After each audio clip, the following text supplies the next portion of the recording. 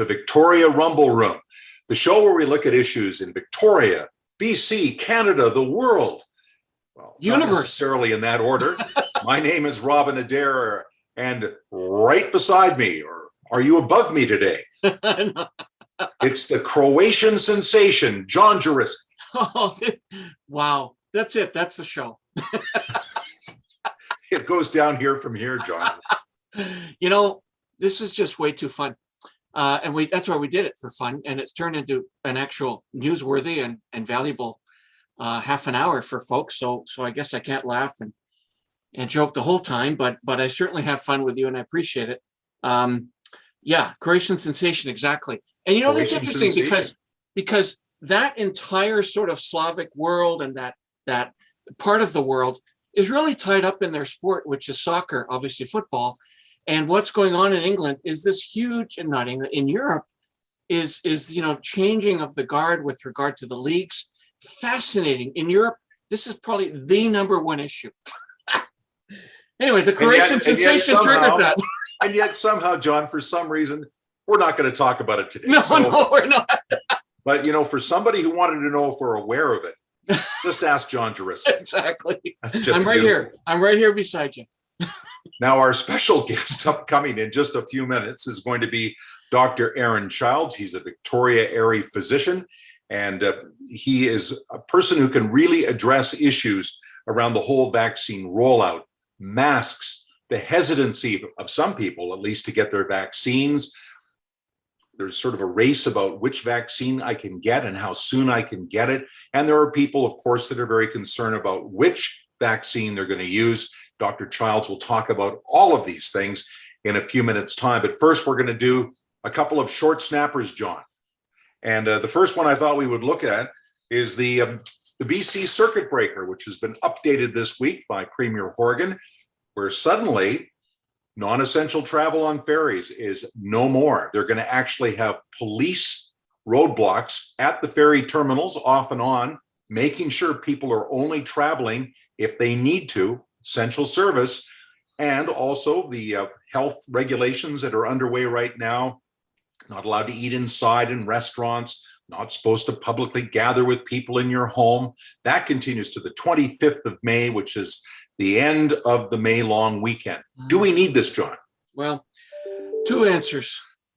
I think I'm going to have two answers for you for every question today, just to really annoy you. So on the surface, pre-vaccine, during COVID, there were successful jurisdictions around the world that were able to beat this virus.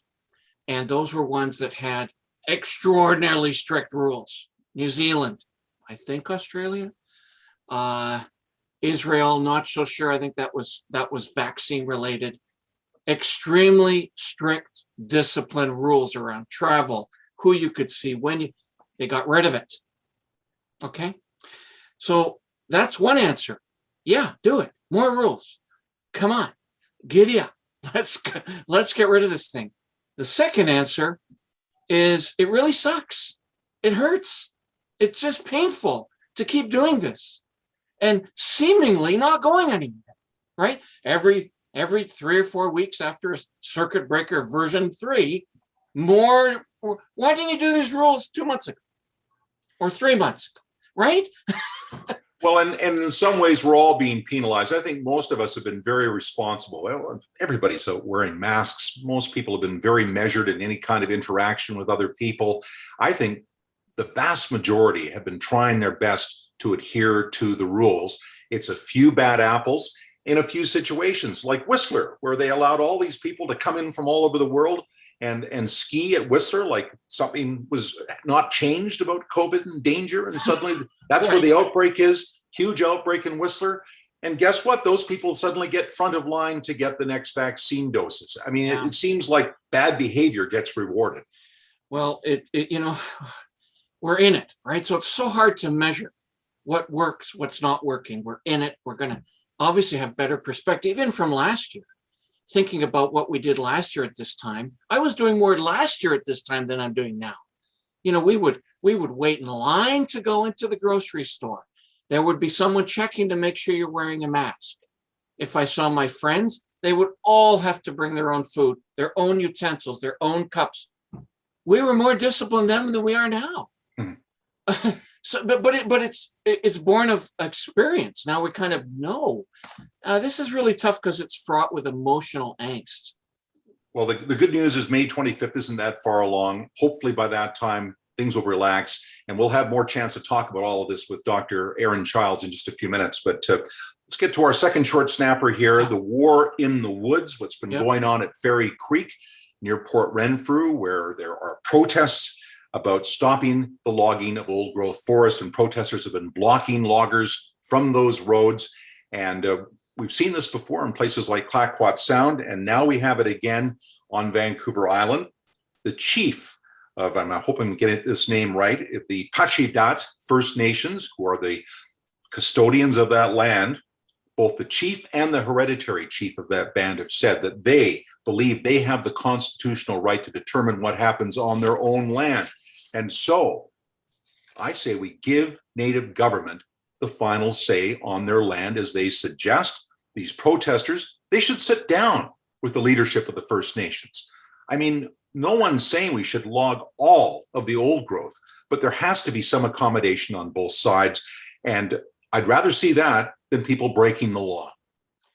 Boy, this is this is some kind of question you pick. Very complicated layers of answers. First of all, let's just deal a little bit with the governance. So it's generally conceded, at least from my discussions and the folks I've chatted with, that the Indian Act of 1964 was the sort of legislated colonialism for our Indigenous communities. Out of that came a new governance. Out of that Indian Act came band and council, chief, band, and council.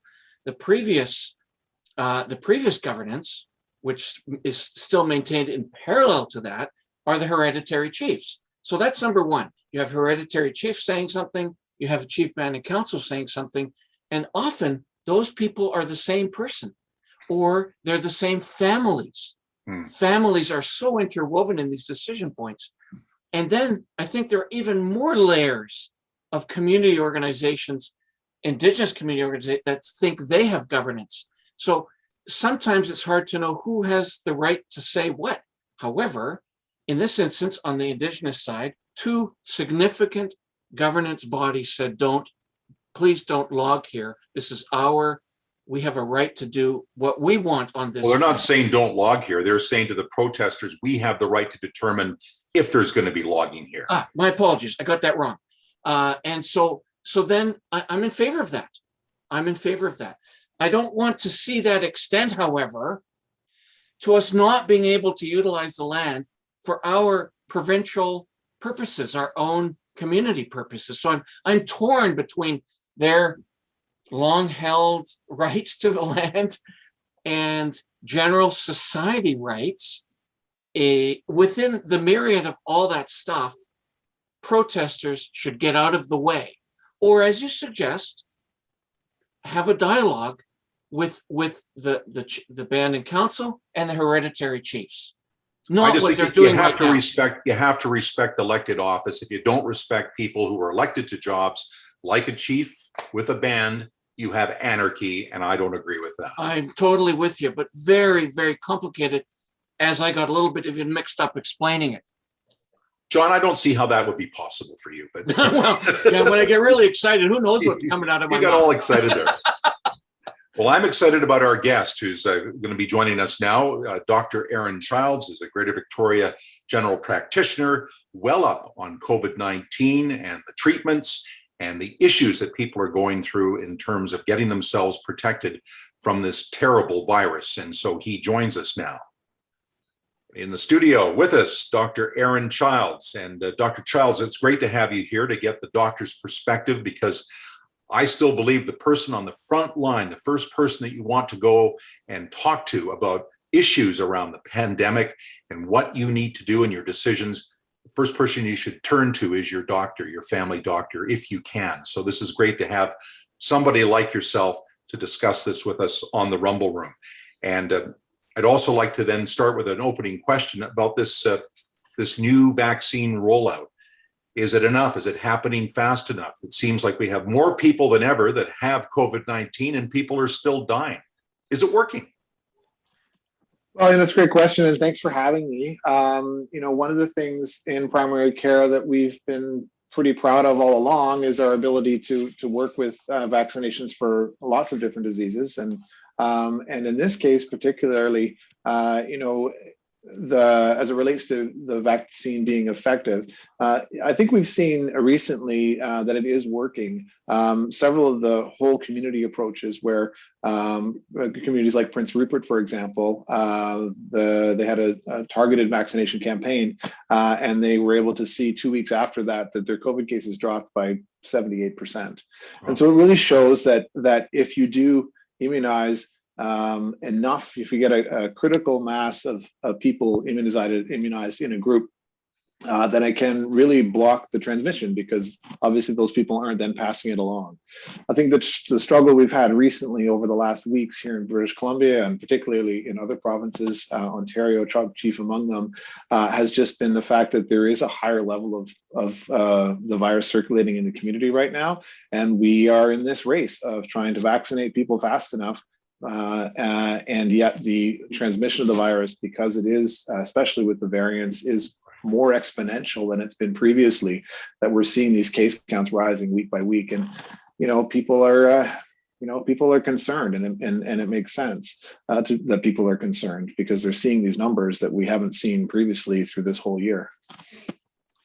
So I generally represent what we might call the man on the street opinion, an odd colloquialism, because where else would a man be but on the street? But nonetheless, let's talk about this AstraZeneca vaccine. I've received it, and I tend to think that I have a sort of a reasonable judgment about things, but even I was a bit concerned. Tell us straight up about this AZ vaccine, because people are still concerned, and can you sort of relate it to something else that they're familiar with? Because I've heard, well, what about the flu vaccine? If you get the flu vaccine, which most of us get every year, are the risks higher there? People can sort of relate to something that's already been done. And this is one of the biggest challenges that exists in conveying medical news to people.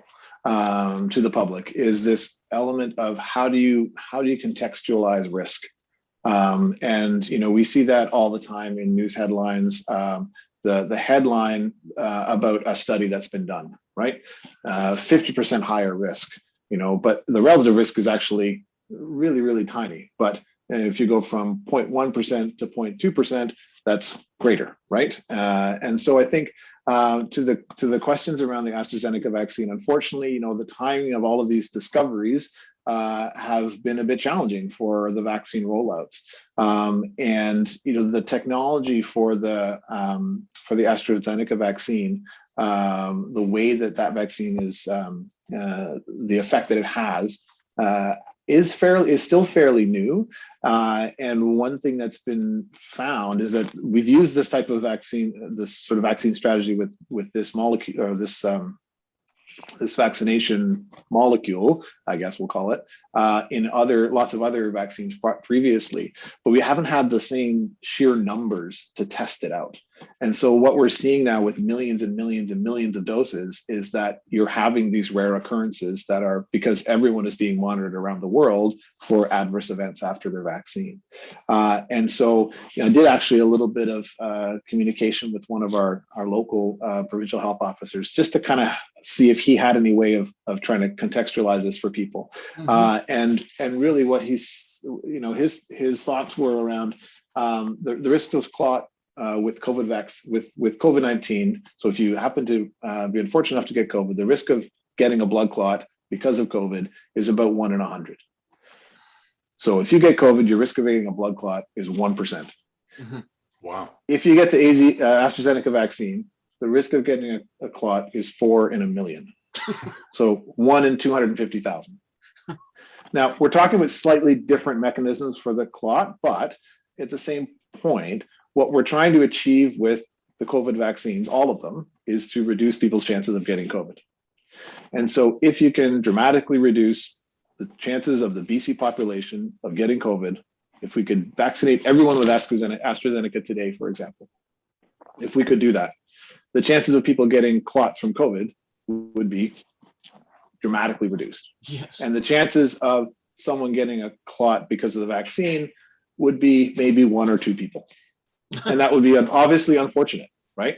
Because this is the trouble with these things, that when you have more serious adverse events in something that you're giving to someone to prevent an illness, when you have that adverse event happen to you or your family member, that's a big thing. Right. But you to know, put it in time, perspective, the 1 in 250,000 is pretty small risk. every time, Dr. Childs, there is a blood clot, though, it's the nature of media. And, you know, I was guilty of that. I was in the media for a long time. The media swoops in. You hear about it instantly. A man in Alberta has had a blood clot. A fellow in Quebec or a woman in Quebec has had a blood clot. It becomes the story.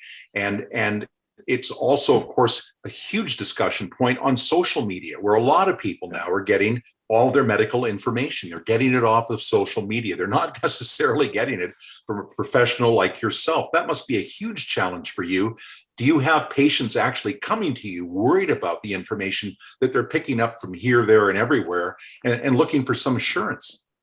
Well, that's certainly been an ongoing challenge or struggle even before the pandemic, as far as my colleague out there, Dr. Google, and I have ongoing competitions with patients, and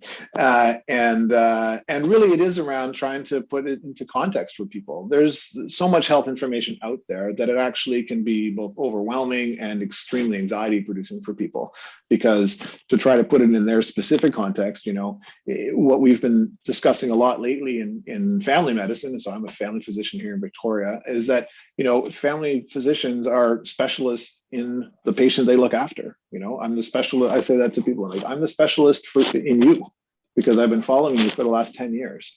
And I know that for you, you have these different risk factors. I don't know anything about the people in the study that was done across the world. I don't know any of those people, but I know you, and I know what your health risks are. And I can tell you based on that information that when it comes to the likelihood of something happening for you, whether it's COVID risk or a blood clot risk or a heart attack risk or all of those things, you know, we need to talk about it as it relates directly to you, not these other people on Facebook, not these other friend of a friend and a sister who had a brother who one time had something happen. You know, and that's a lot of conversations that I have, to be quite honest, with folks. So. Yeah, so unfortunately, there has been, you know, anytime we have something where there's a great hope, and then suddenly there's a negative associated with that, that's going to be highlighted in the news, right? And I think that's been the unfortunate part with this AstraZeneca part, because it really has really slowed down and affected both the vaccine rollout plan, but also people's confidence, because they can't, you know, it's not as easy to contextualize it like I was just doing. So Robin, before we get into, you know, what I'd love to hear Dr. Child's opinions on the circuit breaker, et cetera. But the second part of the actual vaccine piece was the booster shot. Okay. So once again, man on the street, you know, saying to me, gee, am I only half protected? Like, do I have to get the booster shot to get the full protection? The ignorance is extraordinary, and it's such a long period between the two injections too. Right. So can you kind of tell us what the hell's going on? Sure. Yeah. So one of the things we've seen, I mean, again, remembering that a year ago we couldn't have this conversation because we didn't know about a COVID vaccine, right? So just again, to put it in perspective, this is a phenomenal achievement that we've been able to do in medicine, to create a vaccine within a year for something that is spread around the world as a pandemic. And so as part of that, when you're creating a vaccine and doing the studies, we didn't have the luxury of time and following different groups of people to see, well, if we give you the booster dose at 1 month versus 2 months versus 3 months versus 4 months, what happens? So we're doing that research in real time. right? We're giving it and see what happens. And I think the early studies, I believe it's out of Israel, but please don't quote me on this because I'm not an expert in all of these things, or many of those things. But was that it does seem to suggest that there is COVID protection or immune protection after 3 weeks. Seems to be the number that most people have settled on. Where you're felt to be as immunized as you're going to be from the vaccine, which is felt to be somewhere in the 80 to 90% effective. And then the question that everyone is wanting to know is, well, how long is that going to last? And what timing do we do the next dose at? And in the initial studies, it was, I believe the first one was 21 days. Moderna was a little bit longer. And again, I think that was as part of when you're trying to bring a drug to market or a vaccine for approval, you want to make sure that you can prove that it has efficacy or that it works. But you don't have the luxury of 6 months worth of time in this case. And so I think we know it's safe. We know that it gets you protected after 3 weeks, and there are ongoing studies to find out, well, how does that curve drop off over time? But it's felt that the 4-month mark is actually okay, and probably there is also some suggestion with this particular vaccine, particularly with the Pfizer and Moderna, that if you wait a bit longer, you actually get a longer permanence from the booster. So you get more longer acting from the booster. But again, this is all kind of unknown. And so we're studying it all in real time, and we won't know the answer until probably at least a year from now, as we track different groups of people who've and the levels in their blood. I want to ask you about vaccine hesitancy. It's been an ongoing issue long before COVID. There, of course, were people led by stars like Jim Carrey who didn't even want you to have a measles shot for young children because they were afraid it caused autism. And you still hear about groups that don't want to have vaccines or say they're not important or say it's government imposing unnecessary regulation, and all sorts of religious groups that oppose it for a variety of reasons, including, I heard just last week, some group were concerned about infertility if they had a vaccine. There's a lot of pushback, at least from a small group, a relatively small group of the population in this country, but they're very vocal. Yeah, and that's as you mentioned, vaccine hesitancy has been a challenge all along. The science is pretty clear on vaccination and how it works and what it does. These aren't things we just pull out of the air and insert microchips into. However, it is a bit of a strategy as far as trying to reach people who are either relying on resources or information that's maybe not accurate, or they have some fixed beliefs. And to be honest, shouting louder at those groups of people doesn't really work. And so really it's around trying to find a way to relate to people and say, listen, I understand your concern, but these are the things that have been shown to be safe, and what's important to you. And well, I don't want this thing in my body. Okay, well, let's talk a little bit about what COVID would do to your body, if that was the case, right? And so there are quite a few little there's quite a few strategies around vaccine hesitancy, and there's some new ones actually just been released through Doctors of BC and I think the Canadian Medical Association around how to talk with patients with their concerns about vaccines. I think in this case, my experience so far, at least particularly in my practice, is that everyone I've spoken with, just back to the vaccine rollout part, everyone I've spoken with in the last 2 weeks either has had their shot or has their appointment booked.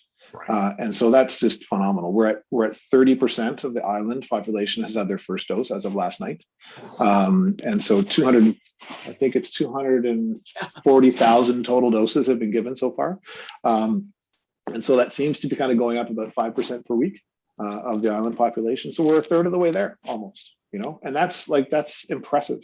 We've rolled out the immunization team for Island Health just continues to be amazing at their ability to stand up these mass immunization clinics. I believe there's 17 on the island now. And, you know, the infrastructure involved in setting those up, also staffing them, scheduling them, the people have dropped whatever they were doing within Island Health and been dedicated to making this happen. And, you know, it's really impressive. We had a call, there was an email sent at 2:30 on Friday afternoon, this past Friday, because they didn't have enough immunizers for Saturday and Sunday. And by 4 o'clock, they were overwhelmed with the response of people saying they can do it. Right. So like everyone has really, you know, sort of stepped up to make this happen. Because I mean, this is the path forward. Immunizing our community is the path forward. So yeah, hopefully we can get past the folks who are hesitant to getting the vaccine. And to be honest, if it's 5%, then that means, or 10%, that means we have 90% vaccinated, which actually is about the magic number for the herd immunity to block the transmission. So I have a question, Robin. We're likely at rounding things up, but yet again, the third question from the man on the street. I want to gather with my friends on Friday, and I want to have a beer, and I want to have some chips or something. And what am I actually allowed to do? I've been vaccinated. You know, let's say out of a group of 6, half of us have been vaccinated. What's the definitive answer on this, if there is one? I think it depends on the day recently. And I think that's been part of the challenge for everyone, right? Things have been changing. And so it makes people a bit confused and makes it harder for people to want to follow the rules because the rules keep changing. So therefore, they must not apply to me anymore. I think the standard answer is to follow the advice of our provincial health officer, which is, you know, don't gather with people outside your bubble. And if you're not living with your neighbor next door, which you're probably not, then you probably, you know, They're not my bubble. Maybe then you're not in your bubble. Okay. And you can maybe, you know, have a home improvement style beer over the fence, but you stay in your yard and they stay in their yard. And really, it's about the gathering together. The overwhelming majority of COVID transmission happens because when people gather together, particularly indoors and at work, and when people are eating or drinking beer without a mask, right? So if you're getting together in multiple groups of people indoors and eating, you're not wearing a mask. And we know that there's asymptomatic spread of the COVID virus, right? So you don't seem sick, but yet 2 days later you get sick. Well, guess what? All the people at the party that you were with two days ago are now exposed, and then they go on to spread it to their houses and their workplaces, and then it just keeps going and going. So we have it within us to stop the transmission of COVID. We just have to not gather together. And that's really hard because it's been a year and a while, and it's barbecue weather, you know, it's beach weather, it's get together outside weather, which is fine. But at the same time, gathering groups of people who aren't in the same bubble right now with the increasing infectiousness of the COVID variants, of which we've seen progression over time over this month. The number of cases involving variants has been going up and up and up and up. And so it's become now the predominant. And that's the other reason that these cases are increasing, is because the variant is much more contagious. I just want to the short answer is don't gather together, please, for your beer. You can bring your own, you can bring your bag of chips, but keep a really large distance away. I do want to just bridge on John's question and ask, if you wanted to have friends over, that everybody's had their vaccine. Everybody in the room is vaccinated and has had their 2 to 3 weeks of still being in isolation. Is it really dangerous to do that? I'm unclear about that. And I see a lot of people walking around, even outside on walks, still wearing masks, and they're quite a distance from other people. Is that really necessary? I'm just curious from a medical perspective, because I think people get mixed messages. I mean, Bonnie Henry herself, Dr. Henry, has not really encouraged people to wear masks when they're outside, but it's really become the thing. Is it a thing that's necessary? Yeah, I think that the mask out, so there's sort of two parts. So the mask outside part, I think is, you know, the bottom line reasoning behind the mask is because this virus is transmitted by aerosol and airborne particles, right?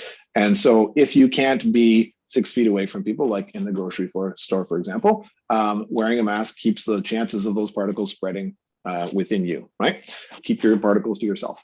When you're outside, the chance of that is much less. The trouble is, if you're walking down the street and there's no one around, but then suddenly, you're at the stoplight waiting to cross, and now you're surrounded by 10 other people.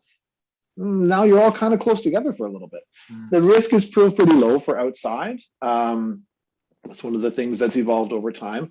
And so, yeah, I think that the mask, if you're outside by yourself in the park, probably maybe not as crucial. But if you're gathering together, so like school drop-offs, for example, where there's a lot of parents gathering together, you should be wearing masks because. But if you've all had the vaccine, if you have, say, two couples over that you haven't seen for a year because of the pandemic, and everybody has had their vaccine and had their waiting period, is that dangerous? I'm really curious about that. Yeah, that's a challenging question right now because we are in this difficult time frame, right? We have some people who have been vaccinated, but 2/3 who haven't yet. And it does seem the risk of spread is low after you've been vaccinated, which is of course the whole point, and one of the reasons we ask people to make sure they are getting vaccinated. At the same time, just right now, we're still encouraging people not to gather like that. Can you bend the rules? Of course you can, because no one's going to police you in your house. But is it the right thing to do yet? Probably not. Is it going to be okay from an infectious disease point of view? Are you going to get each other sick if everyone's been vaccinated? Probably not. But at the same time, the rules still apply to everybody. What I've been telling people who've had their vaccine is to think of it more like you've been given this gift where now that your chances of getting COVID are extremely low and your chances of passing on COVID are extremely low. But at the same time, that's not the case for everyone. And so everyone needs to follow the rules because you don't necessarily know that everyone has been vaccinated yet. And there's some motivation there for people to say, yeah, it was 2 weeks. I think it was 2 weeks. Maybe it was a week and a half. What's for dinner? Everyone makes some choices as far as whether they want to join, So I think, the official rules are still making sure that you're not mixing bubbles. So we're at the end of our time here, and boy, we could go on, I think, for a lot longer. There's so many more questions I'd love to ask you. I'd love to give you the final word, Dr. Childs, perhaps just looking ahead with your knowledge on this issue about what we can expect in the months ahead, maybe even the years ahead. Are we going to be in these COVID protocols of one sort or another for a long time? Are we going to see masks for a long time? Are we going to be having vaccines on an annual basis for the foreseeable future? Maybe you could just touch on those comments before we wrap this up. Sure. Future forecasting is always fraught with difficulty, especially in a public forum. But at the same time, I think realistically, I think, as I said before, mass vaccination against COVID is the way forward for us across the world. And we can only look to Australia and New Zealand, who've recently joined their national bubbles back together again. People have returned to levels of enjoyment of social interaction than they had previously because their counts are extremely low. And so I think that is our overall goal. Will we have masks ongoing to enter a store? Probably for a while still. Will we have challenges for travel as far as proving your COVID vaccination status? To your question earlier, what counts as the fact that you've been vaccinated? When you're going to access something like your child's gymnastics program indoors, or so there will be a lot of questions still around what's going to be your COVID vaccination status to access various programming, to access various buildings, to access other even health programs that have been canceled or slowed down due to the pandemic. And I think there will also be quite an adjustment over these next few months into the fall as people start to realize, to your point earlier, hey, I've been vaccinated, all my friends are vaccinated. Hey, I can actually go outside again. You're right. Oh, we can actually gather again. That's going to feel very strange for a lot of people because we've been in this unnatural situation for so long. And there's going to be some adjustment there where people are still hesitant, even though they know it's okay, they're still going to be hesitant. So I think the future is positive. And mostly because it has to be positive. Otherwise, we have to keep moving forward with this.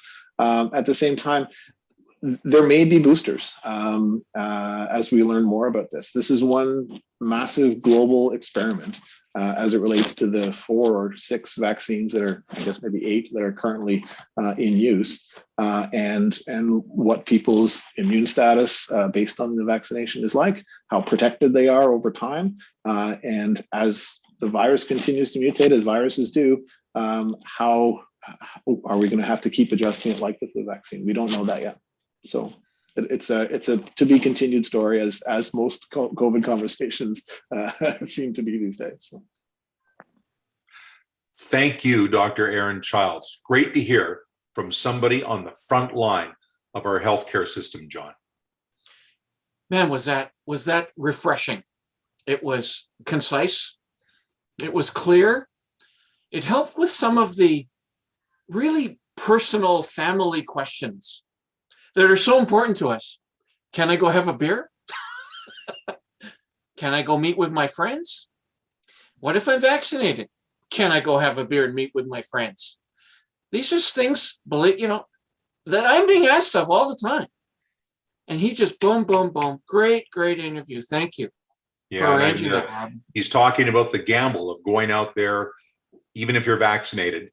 And speaking of gambling, John, next week, we're going to be talking about casinos, because we have the mayor of Saanich, Fred Haynes, joining us in the Rumble Room to talk about a proposed casino idea that's being floated.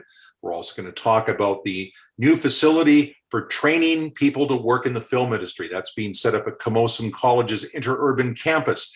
We'll hear about his plans for slowing traffic in Saanich, which is also very important and a good example for the whole wider area. After all, Saanich is the largest municipality in Greater Victoria and the home of John Juricic. I live in Saanich, exactly. And Saanich is fascinating. It is the largest municipality. It has the most amount of people, and it is the least reported on. It's like nothing is going on. And is that a credit? Is that positive? Is that negative? I'm so glad we're getting Mayor Haynes next week, asking him about these really important questions. Because if Saanich makes a move, that is regional impact. So that's fantastic. Now, if you want to watch our show and listen to these fun rumbles that we generate every week, you might want to go to our Facebook page, which arguably is the most exciting page on social media. And that is at Victoria Rumble Room. Please hop on, like our videos, if you like them, I hope you do, and join the group. We're also on Twitter. We've got a Twitter handle at Victoria Rumble Room, and that's starting to get more reach. And it's an interesting place because Twitter is where we can reach beyond our sort of regional borders and get more of a, I'd say, cosmopolitan feedback. And of course, all of these videos are on our YouTube site. It's the only place where we can host these vodcasts. And then you can sort of, binge watch them, which everyone should do at night. That's what I do. So anyway, until we meet again, my name is John Juricic. And I'm Robin Adair, and rumble on.